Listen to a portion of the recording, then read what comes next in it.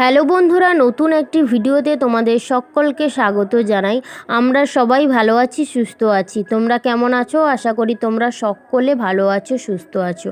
পূর্ব মেদিনীপুর জেলার ছোট্ট একটি গ্রাম থেকে আমি সুমিতা আমার ব্লগ চ্যানেলে জানাই অনেক অনেক স্বাগত আর অনেক অনেক ভালোবাসা। তো দেখো, ঘুম থেকে উঠেই বাসি ঘরের সমস্ত কাজ কিন্তু সেরে নিয়েছি।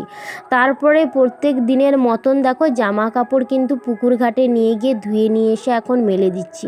তো চলো আজ সারাদিন কি করি না করি সবটাই তোমাদের সঙ্গে শেয়ার করব। তোমরা প্লিজ পুরো ভিডিওটা প্রথম থেকে শেষ অবধি দেখো। আশা করি ভিডিওটা তোমাদের খুব খুব ভালো লাগবে।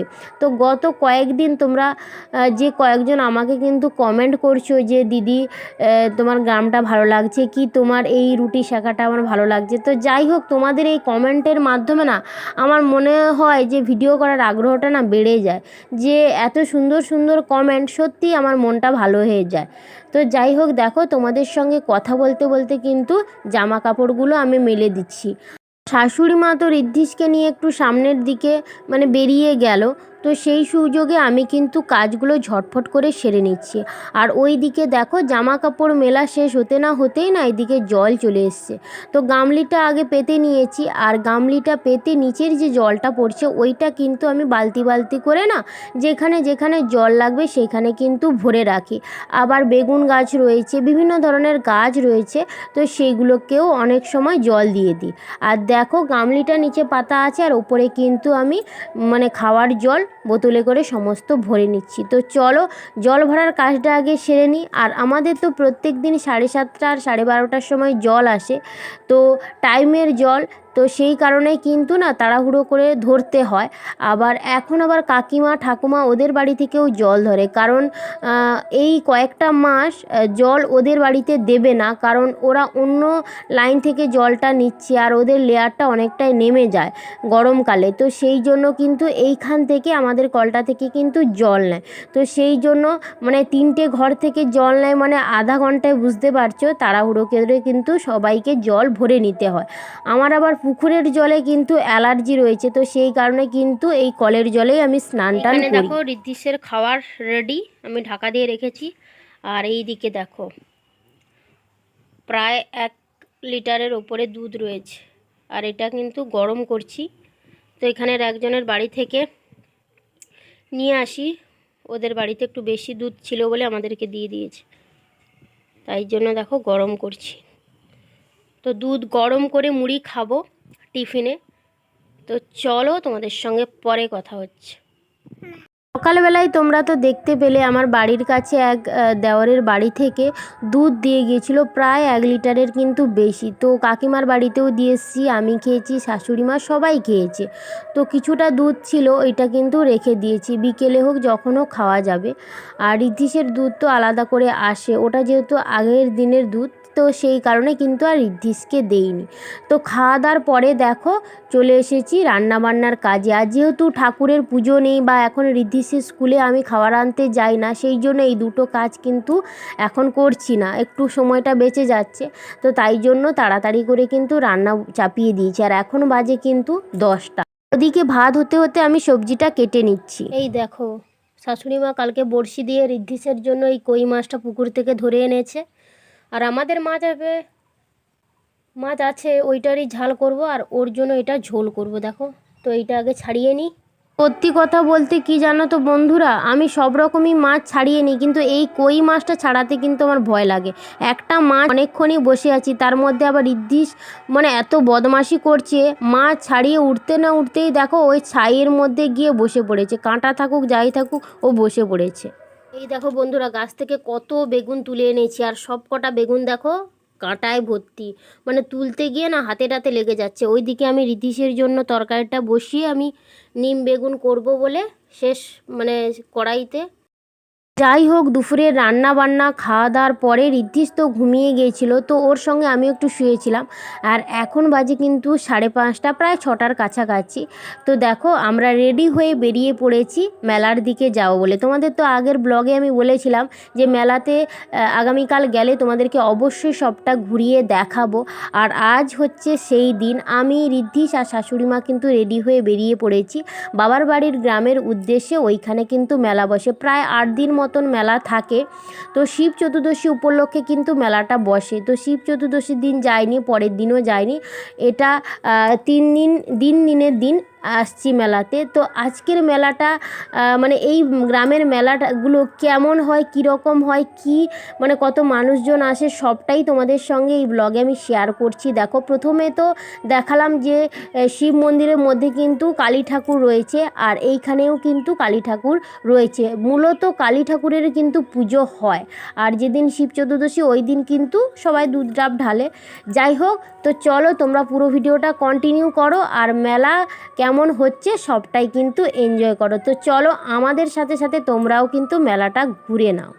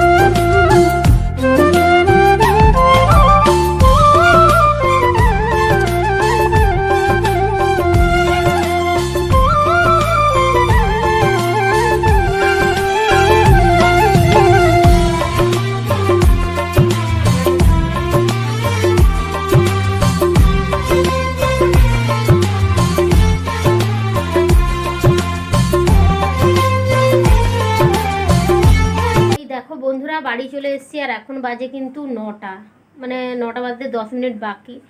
যাই হোক বাড়ি চলে এসেছি আর আজকের ভিডিওটা আর বেশি বড় করছি না, এখানেই শেষ করছি। সবটা মিলিয়ে কেমন লাগলো অবশ্যই জানিও। নেক্সট ভিডিওতে তোমাদের সঙ্গে দেখা হবে। সবাই ভালো থাকো, সুস্থ থাকো, আর অবশ্যই আমার ভিডিওগুলো যদি তোমাদের ভালো লেগে থাকে তাহলে চ্যানেলটা সাবস্ক্রাইব করে পাশে থাকো। তো চলো সবাইকে টাটা। মেলা থেকে কি কি খাবার এনেছি দেখো। আমার জন্য এখানে দেখো বিরিয়ানি, আর শাশুড়ি মার জন্য রয়েছে চাউমিন, আর ইতিস এমনি খাচ্ছিল, মানে চোঙাগুলো খাচ্ছিল। যাই হোক তোমাদের মেলা থেকে কি কি এনেছি অবশ্যই দেখাবো। এখানে অনেক কিছুও রয়েছে খাওয়ার জিনিস, তোমাদেরকে পরে দেখাবো। তো চলো রাতের খাবারটা আগে সেরে নিই।